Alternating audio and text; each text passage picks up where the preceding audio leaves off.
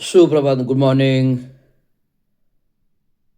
India unlimited in digital news चॅनलमध्ये सगळ्यांचं स्वागत आहे. एस रविराज रवींद्र चांगो शिंदे, प्रदेश अध्यक्ष अध्यक्ष महाराष्ट्र राज्य, महाराष्ट्र ऑल इंडिया कामगार सेना युनियन, महाराष्ट्र म्युनिसिपल कर्मचारी युनियन, स्टेम प्राधिकरण युनियन, अभियंता असोसिएशन युनियन, परिवर्तन कामगार सेना नाशिक आणि महाराष्ट्र एस टी महामंडळ कर्मचारी अधिकारी युनियन, महाराष्ट्र पोलीस कर्मचारी अधिकारी युनियन आणि ऑल ट्रेड युनियनचे संघटकचे अध्यक्ष या नात्याने महाराष्ट्र लेवलला विविध नियमबाह्य घटनाबाह्य विविध नियमबाह्य घटनाबाह्य गोष्टीवरती प्रकाश टाकण्याचं काम करत आहे आणि करत आलेलो आहे. या युनियन संदर्भात शासन नियमावली, शासन अध्यादेश डावलून जे काही ठाणे महानगरपालिका क्षेत्राच्या विभागात नियमबाह्य प्रकार चालू आहेत, मग ते नियमबाह्य कामगार कर्मचाऱ्यांच्या भरती प्रक्रिया असो, नियमबाह्य सेवेतील अधिकाऱ्याचा दुरुपयोग केलेला असेल आणि कोणाला नियमबाह्य एका पदापेक्षा अतिरिक्त जास्त चार्जेस दिलेले असतील किंवा कर्मचाऱ्यांच्या थकीत प्रॉव्हिडंट फंड, ग्रॅज्युटी फंड, रजेचा पगार, सेवानिवृत्तीनंतर राहिलेलं थकीत वेतन, 7वं वेतन, आता 8वं वेतनही लागू होणार आहे 26 पासून. तर जर 7व्या वेतनाचा फरक 5-5 वर्ष होऊन दिलं गेलं जात नसेल तर ठाणे महानगरपालिकेने मागील जे वर्षभरात देण्यात येणारं वेतन, म्हणजे आयुक्त अभिजित बांगर यांनी जे काही सुसंवाद केले होते, 1 वर्षात तुमचे सर्व हप्ते दिले जातील 7व्या वेतनाचे, ते अद्याप 5 वर्ष होणे मिळत नाही आहेत.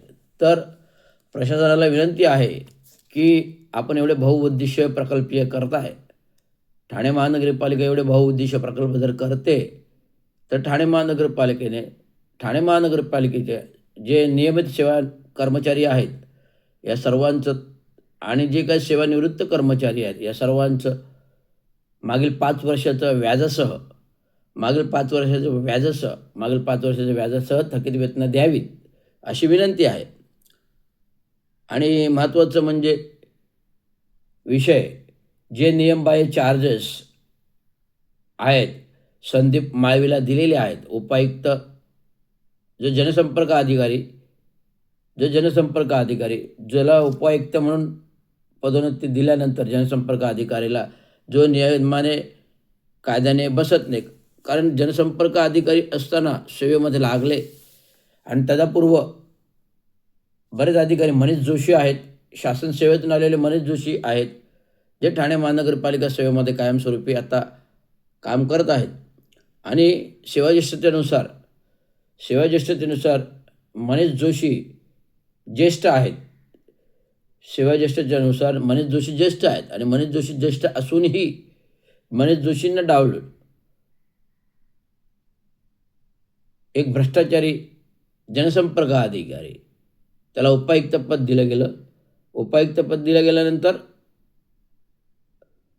अतिरिक्त आयुक्त एक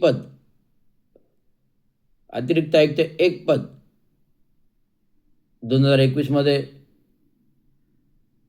पालकमंत्री, नगरविकास मंत्री झाल्यानंतर 22 मध्ये मुख्यमंत्री झाल्यानंतर अतिरिक्त आयुक्त एक पद दिलं गेलं. जे महानगरपालिकेचे ते सेवा भरती आहेत.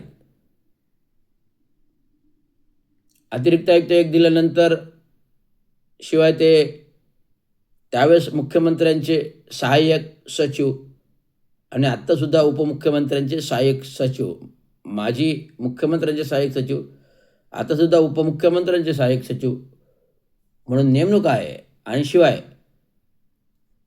एस आर एममधील भ्रष्टाचाराबाबत मी राज्याचे मुख्यमंत्री देवेंद्र फडणवीस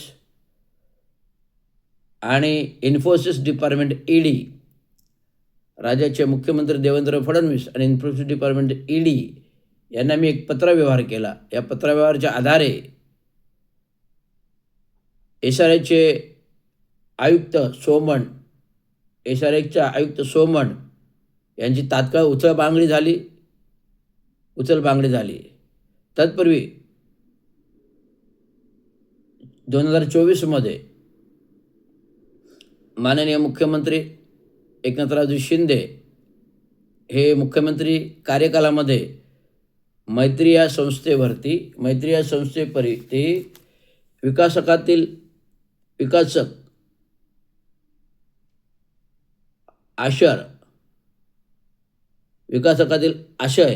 अजय आशर, विकासकातील विकासक MCIचे माजी अध्यक्ष अजय आशर यांना महाराष्ट्र शासनाच्या मैत्री या संस्थेवर उपाध्यक्ष म्हणून नेमले होते. मैत्री ही संस्था राज्यातील विविध विकास डेव्हलपमेंट अंतर्गत जे काय नियोजन आहे ते करते. या मैत्री संस्थेवरती ठाण्यातील माजी मुख्यमंत्री यांच्या जवळचे त्या काही मुख्यमंत्री झाल्यावर अजय आशरजी यांची उपाध्यक्ष म्हणून मैत्री संस्थेवर नियुक्ती केली. आणि एक मंत्र्याचा अधिकार, एक मंत्र्याचा दर्जा, एक मंत्र्याच्या सेवाशर्ती नियमावली आणि मंत्र्यांना सुविधा असणाऱ्या गोष्टी या अजय आशरला दिल्या गेल्या. जेव्हा मुख्यमंत्रीपद सत्ता बदली झाल्यानंतर मुख्यमंत्री देवेंद्र फडणवीस झाले, उपमुख्यमंत्री एकनाथराव शिंदे उपमुख्यमंत्री पदावर आले. त्या काही मी मार्च आत्ताच्या 2025ला 3 तारखेला जेव्हा अधिवेशन झालं, नवीन आर्थिक अधिवेशन होतं, त्यावेळेस 3 मार्चला मी विधिमंडळाच्या विधानभवनामध्ये गेलो. महाराष्ट्र म्युनिसिपल कर्मचारी युनियनच्या बॅनरवरती लेटरद्वारे पत्रव्यवहार केला आणि सेवा शर्ती नियमावली दाखवण्यात आली की अशा सेवा शर्तीच्या शासन नियमावलीनुसार अधिकृत शासन एक विकासक गडगंज आहे अजय आशर, त्याला मैत्री संस्थेवरती राहता येत नाही, नेमता येत नाही. राज्याचे मुख्यमंत्री देवेंद्र फडणवीस यांनी अजय आशरचे म्हणजे 3 मार्च 2025ला पत्र दिलं आणि त्याच्या 3 दिवसांनी तात्काळ अजय आशरची उचलबांगडी त्या संस्थेच्या उपाध्यक्षपदावरून झाली. हे सर्वश्रुत कार्य रवींद्र शिंदे स्वतः विधिमंडळात जाऊन, मंत्रालयात जाऊन मुख्यमंत्र्यांना पत्र देऊन हे केलेलं आहे. आणि शिवाय SRA घोटाळ्याबाबत मुख्यमंत्री यांना पत्र दिल्यावर सोमन यांची उचलबांगडी झाली. हे महाराष्ट्र म्युनिसिपल कर्मचारी युनियनचं एक स्ट्रॉंग अस्त्रशस्त्र जे आहे, या अस्त्रशस्त्राच्या कायद्याच्या महाराष्ट्र शासन नियमावली, अटी शर्ती या सर्व गोष्टीचा अभ्यास करून ज्या ज्या काही गोष्टी दिल्या असतात त्यातून नंतर तात्काळ मुख्यमंत्र्यांनी दखल घेऊन त्या गोष्टीबाबत कारवाई करण्यात आलेली आहे. त्यामुळे मुख्यमंत्र्यांचे मी महाराष्ट्र म्युनिसिपल कर्मचारी युनियनच्या वतीनं आभार मानतो. आता पुन्हा एकदा जे काही राज्याचे मुख्यमंत्री आहेत, पुन्हा उपमुख्यमंत्री एकनाथरावजी शिंदे याने काही नियमबाह्य चार्जेस दिलेले आहेत त्यांच्या अधिकारात शासन लेवलहून संदीप माळवी आणि एक उपायुक्त मिनल पालांडे जे क्लर्क आहेत,